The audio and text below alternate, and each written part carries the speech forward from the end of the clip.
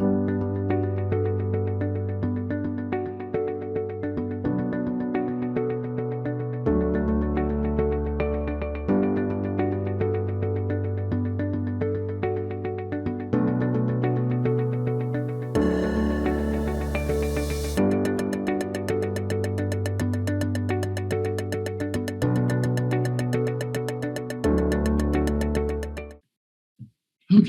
well, here we go.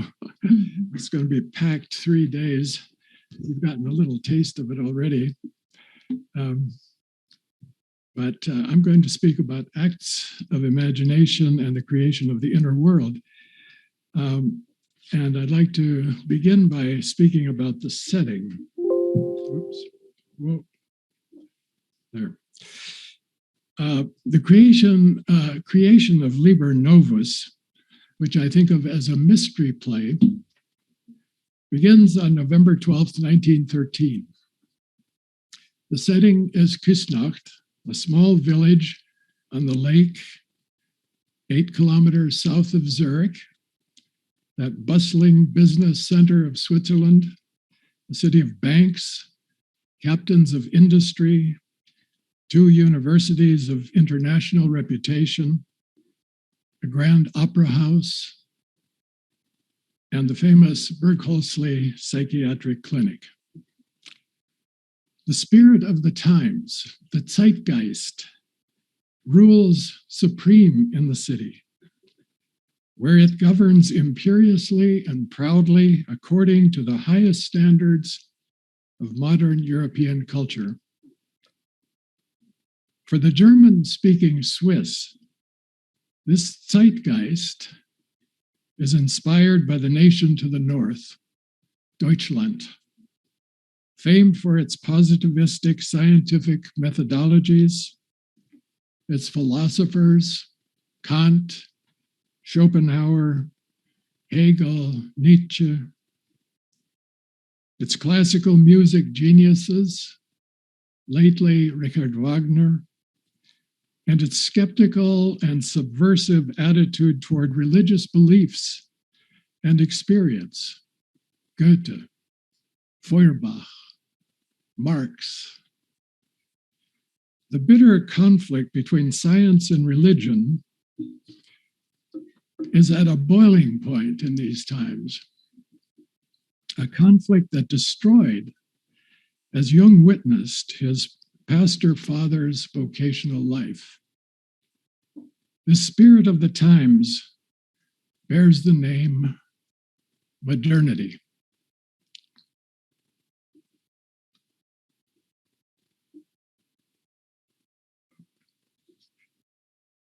Curtain up.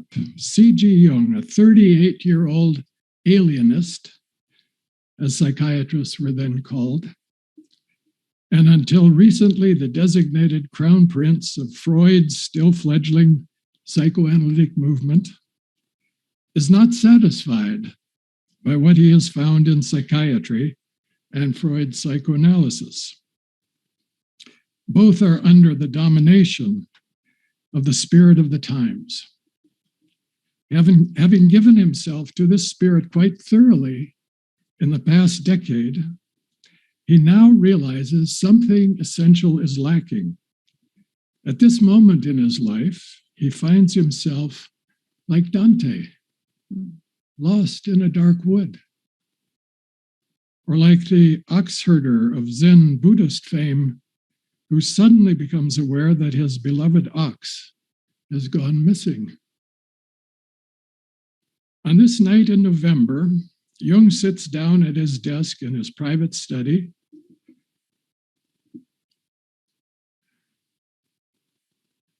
which is tucked away behind the library on the first floor of his home, whose windows face out to the garden and to the lake beyond. And he calls out into the darkness, my soul, where are you? I call you. Are you there? I have returned. Here I am again. He knows what he's missing. It's soul. Jung's need for soul is answered initially by a spirit whose name is the spirit of the depths. who invites him to follow a different path from the one offered by the spirit of the times. This spirit's instructions will be quite other than what he has been receiving previously from his teachers and mentors. This spirit calls for imagination first, rational thinking second, the reverse of the methodologies used in modern scientific research, and more akin to poets, artists, and alchemical adepts. The thinking mind will take second place in this experiment to the imagining mind. A record will be kept in his private journals, the black books. Jung's imagination takes him, and now us, on a journey into a mysterious inner world that will frighten, surprise, and enlighten him over the course of the next several years. His first encounter with a personality is a feminine figure named Soul. This is the one he has called out for from his window. After many days of frustration in the desert, his cry is finally answered when she speaks to him softly and says simply, "Wait." Not a welcome message. Jung offers a commentary on this critical initial moment of encounter with the anima in an essay he wrote some 30 years later, titled Paracelsus as a Spiritual Phenomenon. I quote, "The anima belongs to those borderline phenomena which chiefly occur in special psychic situations. They are characterized by the more or less sudden collapse of a form or style of life, which till then seemed the indispensable foundation of the individual's whole career. When such a catastrophe occurs, not only are all bridges back into the past broken, but there seems to be no way forward into the future. One is confronted with a hopeless and impenetrable darkness, an abysmal void that is now suddenly filled with an alluring vision, the palpably real presence of a strange yet helpful being. In the same way that when one lives for a long time in great solitude, the silence of the darkness becomes visibly, audibly, and tangibly alive. And the unknown in oneself steps up in an unknown guise." He's talking about himself. To the knowledgeable reader, it's clear that this is autobiographical statement referring back to his encounter with Soul in 1913. Following the appearance of Soul, Jung's continuing acts of imagination reveal the persons and narratives that he will use for the creation of Liber Novus, his dramatic and pictorial portrayal of an inner world. I think of it as a medieval mystery play with commentary, a series of scenes offering spiritual instruction and the protagonist's reactions. Like Liber Novus was obviously conceived to look like an illuminated manuscript of the Middle Ages. This new book will in turn serve as a foundation for Jung's psychological thinking and practice for the rest of his life.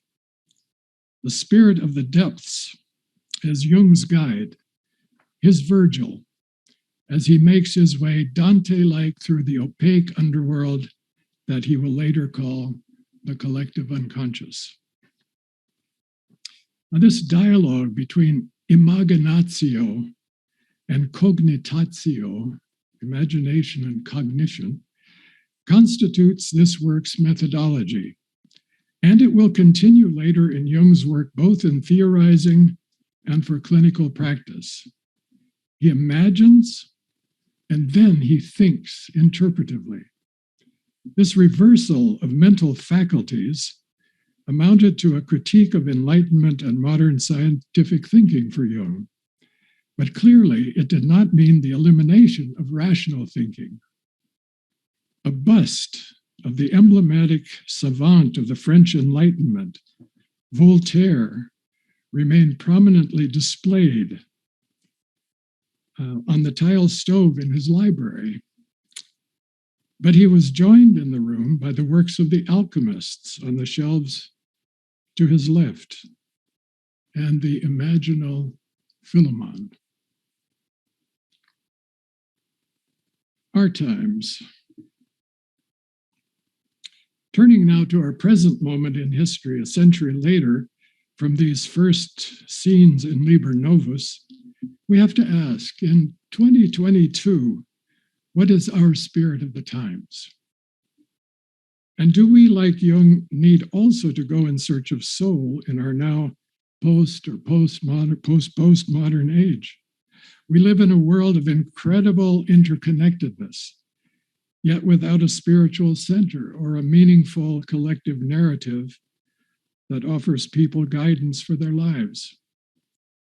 Our time has been designated by the Polish philosopher Zygmunt Bauman liquid modernity. Everything is fluid, nothing quite stable. And this induces anxiety and emotional regression to paranoid splitting. Witness the hot debates about gender designation among people today as an example. People have had to learn to swim in this fluidity, but mostly they're swimming in tight circles and without a sense of the coherence of the whole. The guidance of a transcendent North Star is invisible to the naked eye. Where is our Virgil? Who or what will be our guide? Soul, where are you? Our existential crisis is not only about the individual, it is also much more general. It is an issue for the entire human world. Anima mundi, where are you? Would be our cry. Worldwide pandemic, genocidal wars, increasingly dire effects of climate change, economic insecurity, hunger, migration. These conditions affect everyone on the planet today. Is there a spirit of the depths around that can guide us through this inferno? Perhaps to the emergence of a meaningful narrative that can stabilize the global community and provide a common sense of meaning. This is a question that will occupy us in this symposium as we reflect on searching for soul in the 21st century. And it's a question that Thomas Artstwood put to us. We will contend with this question in his spirit. Liber Novus and the Red Book, Acts of Imagination. While taking a walk with Michael Fordham,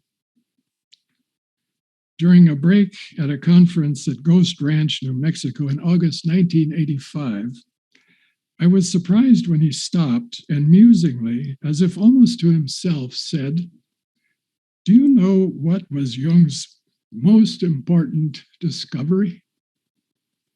"Know what?" I asked. "What was it?" "It was the inner world," he replied. I've never forgotten his words, nor am I surprised at hearing him say that. It was a Ghost Ranch conference on the topic abandonment, and his lecture was titled Abandonment in Infancy. For all of his attention to the mother-infant dyad and its close observation, he saw Jung's contribution to depth psychology clearly. It was the discovery of the inner world. Had he been privy to Jung's Red Book? Maybe he saw it in his library. Did he know what it contained long before it was published? It's much easier today for us to agree with Fordham's opinion because we have the Red Book available to us. Its publication in 2009 revealed Jung's inner world for all to see. Not only that, with the further publication of his Black Books, we can now study in greater detail how this inner world was discovered and created. It's important to recognize that Jung's inner world, as portrayed in the Red Book, was not only a discovery, but also a creation. Through a series of acts of imagination, Jung discovered the figures and the narratives that would constitute the prima materia for the creation of an inner world. The diary notes written into the Black Books show us the basic elements in the multi-layered work that would be constructed over the course of 16 years. The opus was one of revising, expanding, subtilizing, refining, commenting, painting, and thereby creating what we now have available in the Red Book as edited by Sonu Shamdasani. Although Jung's Liber Novus was left unfinished, it nevertheless amounts to a magnificent work of imagination, art, and reflection.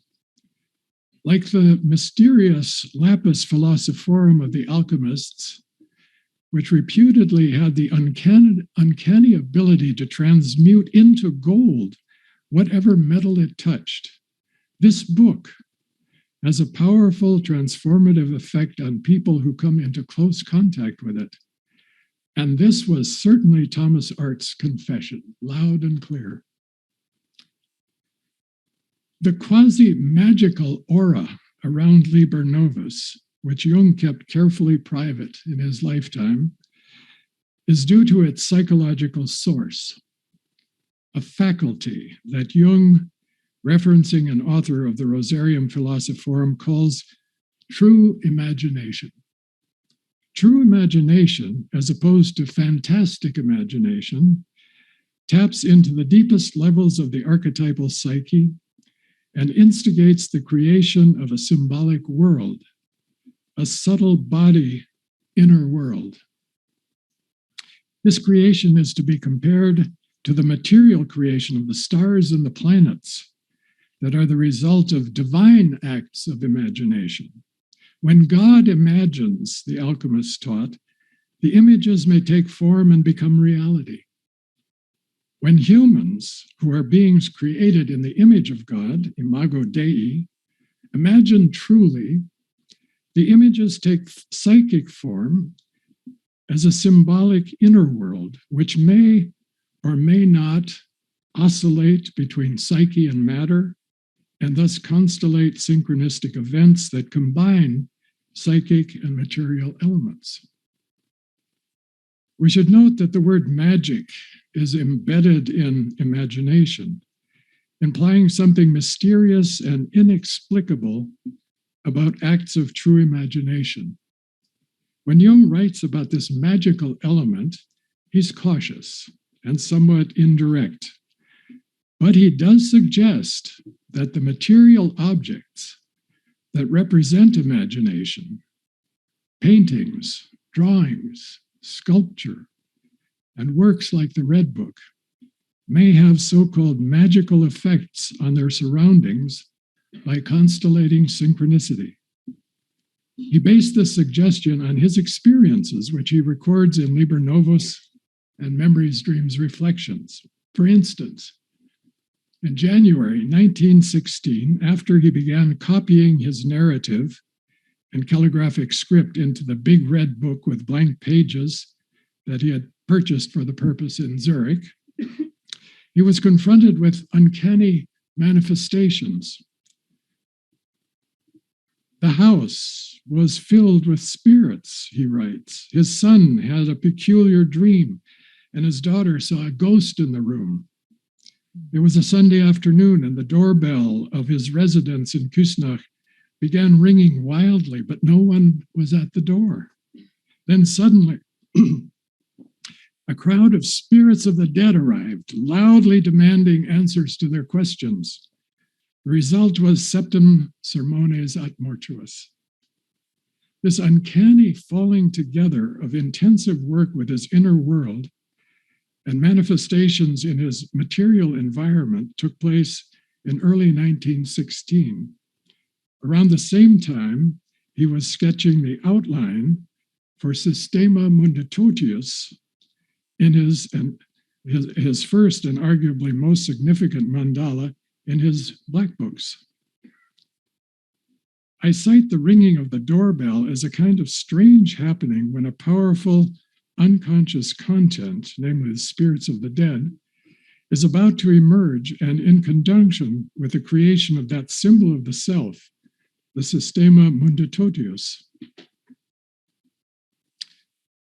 The Gnostic Septem Sermones is a product of true imagination on a prophetic level, and its delivery by Basilides in the published version or by Philemon in Liber Novus had the effect of resolving the urgent question of the spirits of the dead and releasing them to their eternal rest.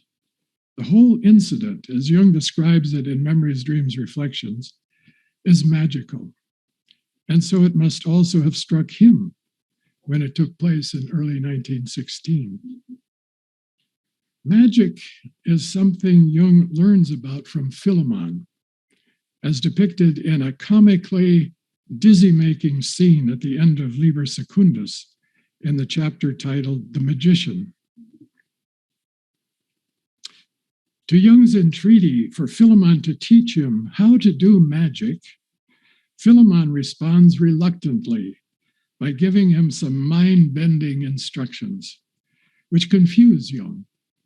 Finally, Jung cries out in despair, "I conclude that it is an escapable condition for the adept that he completely unlearns his reason." Philemon, I'm afraid that's what it amounts to. Jung, ye gods, this is serious. In the German original, he says, "O Götter, das ist schlimm." It's not until the last scene in Liber Novus, at the end of scrutinies, that Jung discovers the true identity of Philemon. He's a reincarnation of Simon Magus, the ancient magician of New Testament notoriety, who tried to bribe the apostles into showing him how to use the Holy Spirit for his own purposes as a magician. According to legend, Simon Magus, who was always accompanied by a beautiful young courtesan named Helena, after Helen of Troy, was the founder of Gnosticism and a Simonian sect in Egypt. In Jung's active imagination, he appears as Philemon, still a magician, but now coupled with Baucis. This Philemon was famous in Greek myth for welcoming the wandering gods Zeus and Hermes into the home he shared with his wife Baucis, who for their hospitality to the gods were blessed with abundance in this life and continued union afterwards. Jung's Philemon is a complex and ambiguous figure, to say the least. Several historical personalities combined, human and temporal, but also more than that, a trickster magician and a Gnostic sage, a self-image for Jung, an archetype. At one point, Jung suspects that Philemon is behind the whole linguistic elaboration of this experiment in true imagination, a subtle creator daimon like the alchemical Mercurius, who has taken possession of his consciousness while he is engaged in acts of imagination. Jung is highly suspicious of magic. Nevertheless, he finds himself fascinated by it. What is he to make of it? Will he become a magician like Simon Magus and a founder of a new Gnostic sect? He wonders what he is to make of this inner world experience he is having. And what are we to make of it? In one sense, it's delusional, as Jung the psychiatrist well knows. In another sense, however, it is revelatory of a counter-reality, a psychological domain that compensates the materialistic worldview that dominates consciousness for modern man and excludes anything to do with the spiritual as superstitious nonsense Unsinn. The search for soul and the spirit of the depths have taken Jung to this imaginal world, and now he will have to figure out what to make of it. Final scene in Liber Novus, in the garden. We come now to the closing scene of this mystery play, Liber Novus. This constitutes the play's climax and lysis. In volume 6 of the Black Books, the entry dated June 6th, 1916, remember that date, shows Jung took a break from his practice at noon and walked out into his garden. There he came upon a spectral visitor, and he spoke to this figure as follows. I met you in the garden, beloved. The sins of the world have conferred beauty upon your countenance. The suffering of the world has straightened your shape. You are truly a king. Your crimson is blood. Your ermine is snow from the eternal cold of the poles. Your crown is the heavenly body of the sun, which you bear on your head. Speak to me, my master and beloved. It's a direct address from C.G. Jung to the mystery figure in his garden. In the book Liber Novus, however, the scene has been altered. There the text states that Jung first meets Philemon in his garden. Then a blue shade approaches, and the above address is put into the mouth of Philemon. In making this change, Jung distances his persona as protagonist from the mystery figure, who is identified in the Black Book's journal as X, that is, Christ. I continue with the text in the Black Books, where Christ now addresses Philemon, who has suddenly appeared on the scene. Christ, O Simon Magus, who hides in Philemon, are you in my garden or am I in yours? Philemon, you are, O Master, in my garden. Helena and I are your servants. You can find accommodation with us because Philemon and Baucis have become what Simon and Helena were. We are the hosts of the gods. We granted hospitality to the terrible worm. And since you came forward, we took you in. It is our garden that surrounds you. The conversation is taking place in this world. Philemon represents humanity and stands in for the protagonist, Jung. Christ is a god, immortal and eternal. And the two are trying to work out the relationship between their two worlds. In Jung, the psychologist's work, this topic is taken up as the relation between the ego and the unconscious, which is the title of a lecture he gave on exactly the same date at the Zurich School for Analytical Psychology. This lecture would be revised in 1928 and later published in volume 7 of the collected works, 2 essays on analytical psychology. The relation between ego and unconscious was a theme that would occupy Jung for the rest of his life, finally culminating in the magisterial Mysterium Conjunctionis in 1955-56. Christ is surprised at Philemon's claim to the garden and responds to him as follows. Am I not the master? Is this garden not mine? Is not the world of the heavens and of the spirits my own? Philemon explains, you are, O master, here in the world of men. Men have changed. They are no longer the servants and no longer the swindlers of the gods, but they grant hospitality to the gods. Over the course of history, he argues, human beings have taken control of their world. The relationship between the human and the divine, that is, the ego and the unconscious archetypal powers, has changed. The modern attitude is no longer one of service to the gods or cheating the gods out of their just deserts. Human beings no longer live with a mythological worldview. This is godless modernity. However, Philemon represents a new development, a postmodern attitude of hospitality to the mythological, that is, to the images of the collective unconscious. This is what Jung describes as a fifth level of consciousness in his 1942 Eranos lecture, The Spirit Mercurius. It goes beyond the modernist rejection of myth as fake news and misguided superstition.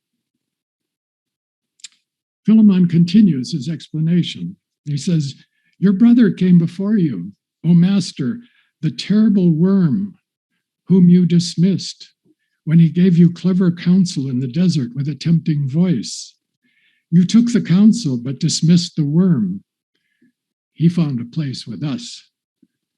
This could be a subtle reference to Goethe's Faust, where Mephistopheles is welcomed into Faust's library and then proceeds to guide him into the world of power and pleasure and through all its heights and depths. In other words, the devil has been welcomed into the socio-political world of humankind, including, of course, the religious institutions, whereas Christ rejected him.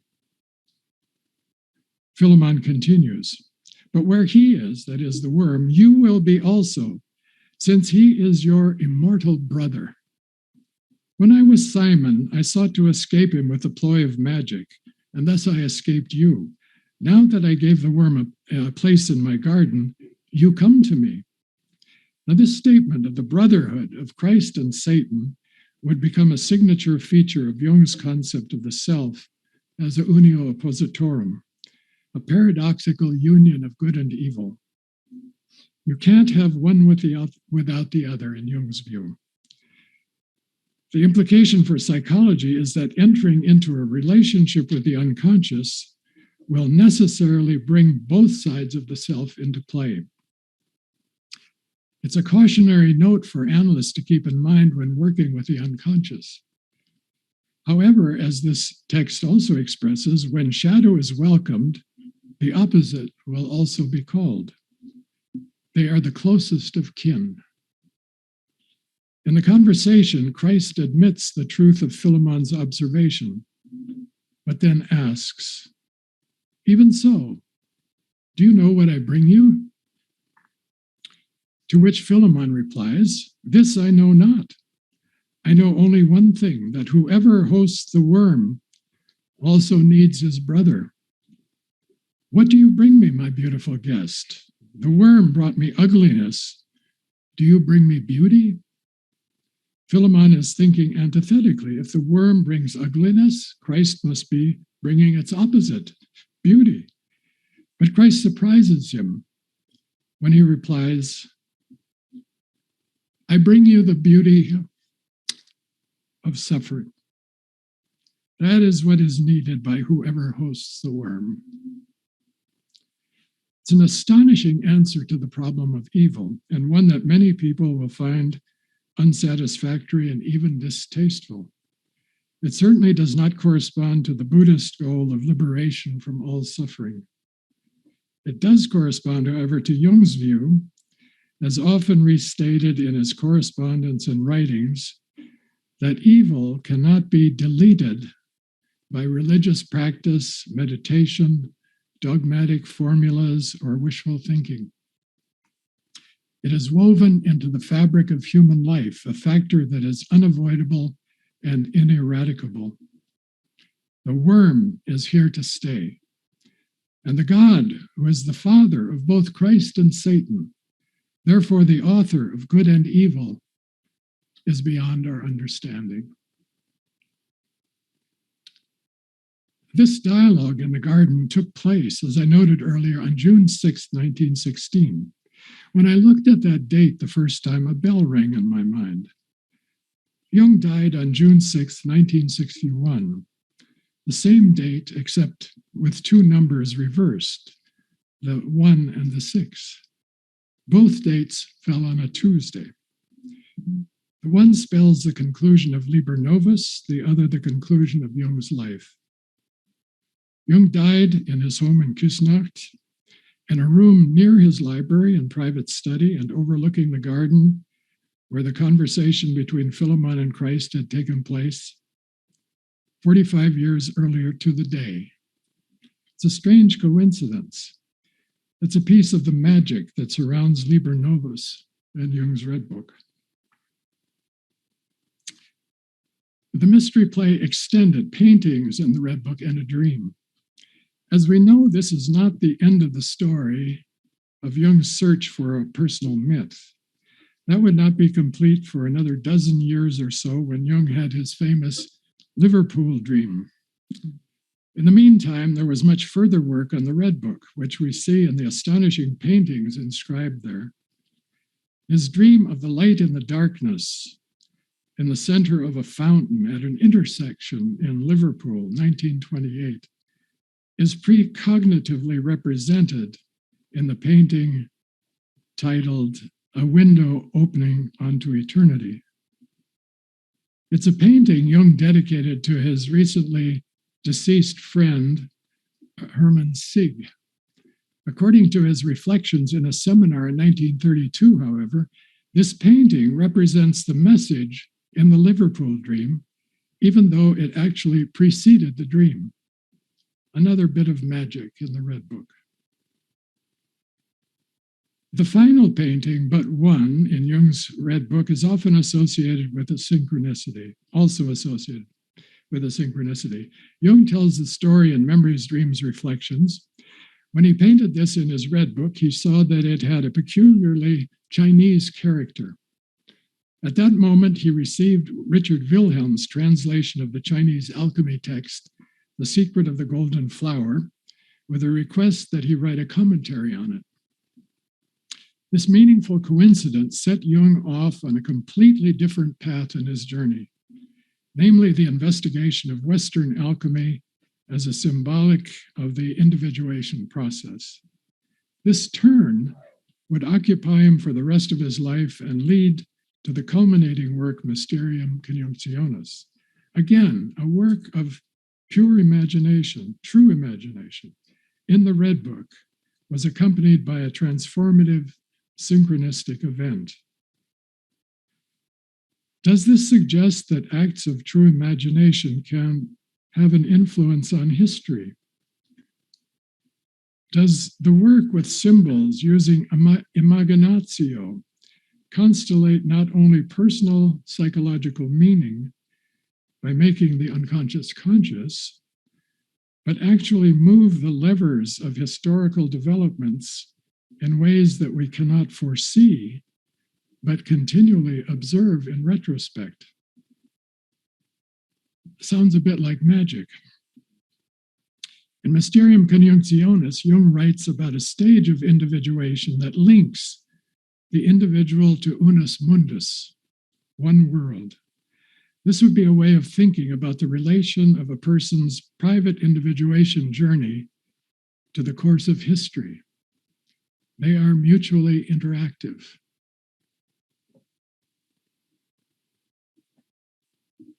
Curtain down.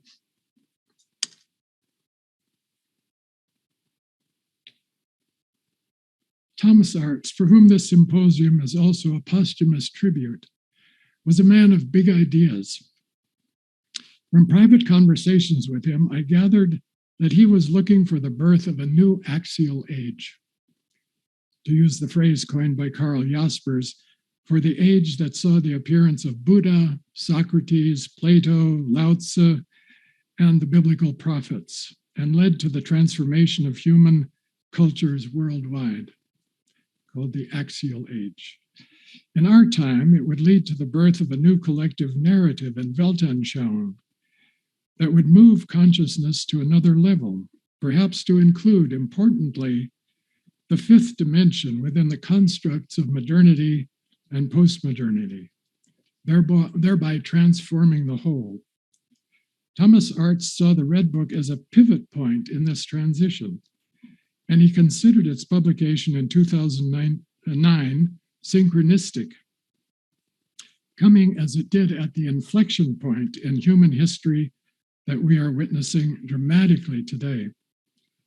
Were he here today, he would tell us how he sees the potential of the Red Book as a major contributor to this enormous cultural transformation.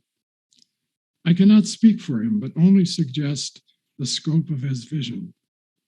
It was big. Thank you.